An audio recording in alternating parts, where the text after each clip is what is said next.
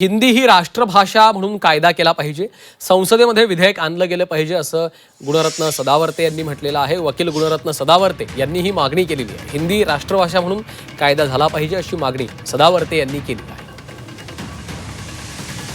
स्थानीय भाषेचा तिरस्कार नाही, परंतु जागतिक स्तरावर आपल्याला सांगताना एक भाषा असलीच पाहिजे आणि म्हणून आज ही मागणी करत आहे मी की हिंदी ही राष्ट्रभाषा म्हणून कायदा बनला गेला पाहिजे, बिल आलं पाहिजे आणि त्यासाठी सर्वंकषपणे सगळ्यांनी वाच्यता केली पाहिजे।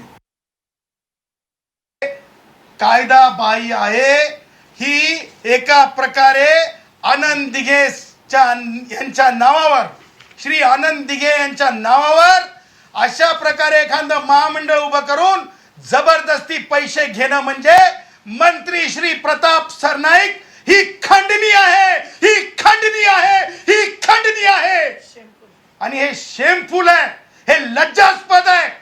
अरे सामान्य गरीब कष्टकऱ्याला, शेतकऱ्याला, शेतमजुराला, विद्यार्थ्याला बसमध्ये चढताना 199 आणि रिक्षावाल्या भावाला हीच होती का आयडिया? प्रताप सरनाईक हे सगळं करू पाहत आहेत।